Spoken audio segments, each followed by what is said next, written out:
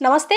మనతో మాట్లాడడానికి ప్రముఖ డైరెక్టర్ గీతా కృష్ణ ఉన్నారు. ఆయనతో మాట్లాడదాం. నమస్తే సార్. హాయ్ సార్, ఇప్పుడు పవన్ కళ్యాణ్ ఒక గేమ్ చేంజర్ అని చెప్పి ఎవరు ఊహించి ఉండారంటారా? మధ్యలో ఇంకా అల్లు అర్జున్ కూడా మధ్యలో సపోర్ట్ చేయలేదు.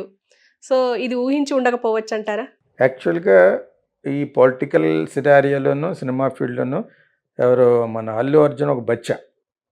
వాళ్ళ ఫాదర్ మేబీ ఒక ప్రొడ్యూసర్గా ఎదిగాడు. అతను కూడా మామూలు ప్రొడ్యూసర్ చిన్నప్పుడు మేము కళ్ళ ఎదురుగుండా ఎదిగాడు. చిరంజీవి లాంటి ఒక బంగారు బాబు దొరకడంతో ఆ గుడ్డులు అమ్ముకుంటూ పైకి వచ్చాడు. ఓకే, అతను కూడా పెరిగాడు. ఓకే, రాను ఎవరి కాళ్ళకి పిల్లలు పుడతారో వాళ్ళ స్వార్థం ఏర్పడుతూ ఉంటుంది. అందులోనూ ఇతను కొంచెం మంచి యాక్టర్ ఎవరు అల్లు అర్జున్. ఓకే, సో వాళ్ళు కాంపిటీషన్ ఉంటుంది. రామ్ చరణ్కి, జూనియర్ ఎన్టీఆర్కి, అల్లు అర్జున్కి ఉంటుంది. ఆ విధంగా ఇతను ప్లాన్డ్గా అతను కొన్ని సినిమాలు వర్కౌట్ అవ్వడం, ప్యాన్ ఇండియా అయిపోవడం, దానికి వీళ్ళు ఇన్ఫ్లుయెన్స్ చేశారు, ఏం చేశారో మొత్తానికి ఎప్పుడు రాని నేషనల్ అవార్డు కూడా వచ్చింది. దాని తర్వాత ఒక సోషల్ డెకరం మెయింటైన్ చేయాలి. నువ్వు నీకు ఫ్యామిలీ ఉంది, ఎవడు అల్లు అర్జున్ అది మెయింటైన్ చేయలేదు అతను. అందుకు ముందు ఒకసారి పవన్ కళ్యాణ్ గురించి మాట్లాడిన బ్రదర్ ఎందుకన్నాడంటే, పవన్ కళ్యాణ్కి కూడా అల్లు అరవింద్ అంటే హేట్ చేస్తాడు. ఏంటి, ఇతన్ని చిన్నప్పటి నుంచి అతను ఒక ఇంటర్వ్యూ మొక్కుని చూశాడు అల్లు అరవింద్. అతనికి ఆ తత్వం ఉంది, అలా చూసే తత్వం ఉంది. ఎవడైతే మార్కెట్ ఉందో ఆడితో మాట్లాడతాడు. అదేందా అది ఉంది అతనికి, బాగానే ఉంది. నాకు బాగా తెలుసు ఆ విషయం. అది ఇప్పటికి వయసు వచ్చింది కాబట్టి, క్షవరం అయితే కానీ ఎవరో రాదు కాబట్టి, ఒక కొడుకు ఇద్దరు కొడుకులు పైకి రాలేదు కాబట్టి ఇప్పుడు అర్థమై ఉంటుంది. ఇవన్నీ తప్ప ఇంకా ఎవడో డబ్బుల ప్రకారం కాదు, డబ్బుల ప్రకారంగా ఎప్పుడో సంపాదించారు, వెనకేసుకున్నారు. ప్రజారాజ్యంలో వచ్చిన డబ్బులే వెనకేసుకున్నారు. ఇవన్నీ అందరికీ తెలుసు. కానీ ఇప్పుడు ఏంటంటే ఈ వీళ్ళ ఫాదర్ని తిట్టడం, ఎవరో పవన్ కళ్యాణ్ తిడతా ఉంటాడు బయట. జానీ సినిమా అప్పుడు తెలుసు మాకు. ఇవన్నీ మనసులో పెట్టేసుకుని ఇతను కొంచెం కలుషితమైన మనసుతో ఉంటాడు ఎవరు బన్నీ.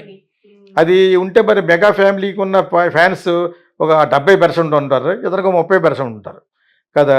ఈ 70% ఇతను దుమ్మెత్తేస్తున్నారు, వచ్చే సినిమా పోవాలని చూస్తున్నారు. అది సినిమాని బట్టి ఆడితే మిగతా స్టేట్లో కూడా పాపులర్ అయిపోయింది ఇతను, దానికి వర్కౌట్ అవుతుంది. కానీ ఎంత కొంత ఎఫెక్ట్ ఇస్తుంది. చూడండి, పుష్ప 2 రిలీజ్ అయినప్పుడు there will be A negative effect. మీరు అతను చేసిన పొరపాటుకి ప్రొడ్యూసర్ దెబ్బైపోతాడు. అదేంటప్పుడు మీకు ప్లస్ ఆ పాట కూడా బాగోలేదు.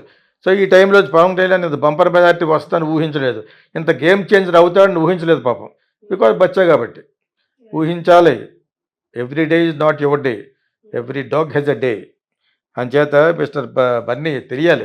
ఇప్పటివరకు నేను యాక్టర్గాను పైకి వచ్చావు కాబట్టి సపోర్ట్ చేసినా కూడా ఇక్కడ మట్టుకు అక్కడ వాళ్ళు నిలబడుతున్నప్పుడు ఫ్రెండ్లీగా వెళ్ళి ఆడెక్కడ పబ్లో కలిసాడట.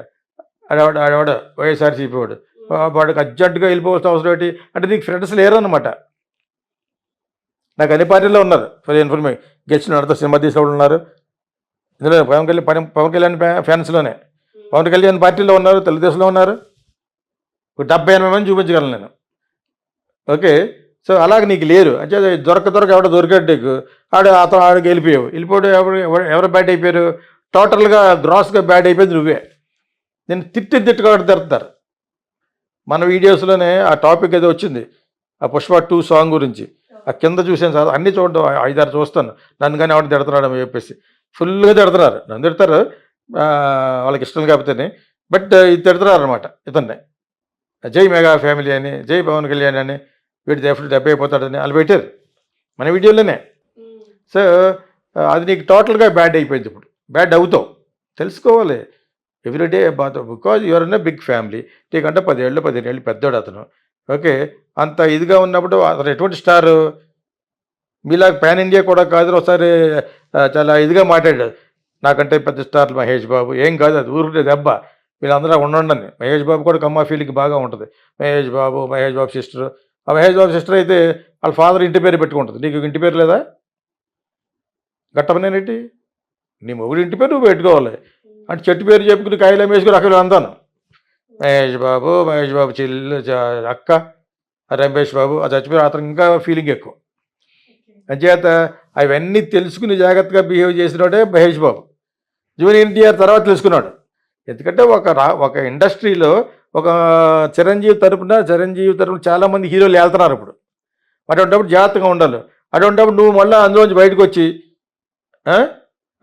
ఆముదపు ఏమంటారు అలాగా మంచి వృక్షాలు ఒక ఆ, గంజాయి మొక్కలాగా నువ్వు వచ్చి నువ్వు వైఎస్ఆర్సీపీకి సపోర్ట్ చేయడానికి వెళ్ళటం ఇంట్లో చేయలేబట్టి లేదా టీవీలో చెప్పాలి ఒక ట్వీట్ ఇవ్వాలి అది చేయకూడదు బికాజ్ నేను ఇంపార్టెంట్ పర్సన్ నేను ఇంపార్టెంట్ బ్రిస్క్ దాన్ని ఏమంటారు చాలా క్లిష్టమైన పరిస్థితుల్లో ఉన్నాడు అప్పుడు పవన్ కళ్యాణ్ 10 సంవత్సరాల నుంచి కష్టపడి ఇప్పటి వరకు నిలబడి ఆ కష్టాన్ని ఫలితంగానే వాళ్ళకి అతనికి రిజల్ట్ ఇచ్చారు నువ్వు అలాగ వస్తాను అనుకోలేదు now is a game changer in Andhra politics కానీ చేసిన పొరపాటు ఏంటంటే 50 సీట్లు ఇస్తే కానీ ఒప్పుకోకుండా ఉండవలసింది ఆ 50 కూడా గెలిచి ఉండేవాడు అలా గెలిచి ఉంటే చంద్రబాబు నాయుడు నీ చేతిలో ఉండేవాడు ఇప్పుడు కొంతకాలానికి అతను నిన్ను సైడ్ ట్రాక్ చేయడానికి చూస్తారు ఆ ఎలిగేషన్ పట్టుకోవచ్చు కానీ కష్టం ఆల్రెడీ మనవాడెవడు లోకేష్ అన్నాడు మరి ఇప్పుడు గెలిచారు కదా ఆయన జనసేనే కదా మేం చేసింది అని ఎవడ అడుగుతుంటేనే అంటే మాకు అదే చంద్రబాబు నాయుడుకి వచ్చినాయి వాళ్ళకి వచ్చినాయి విజయ్కి వచ్చినాయి అవి వచ్చినాడు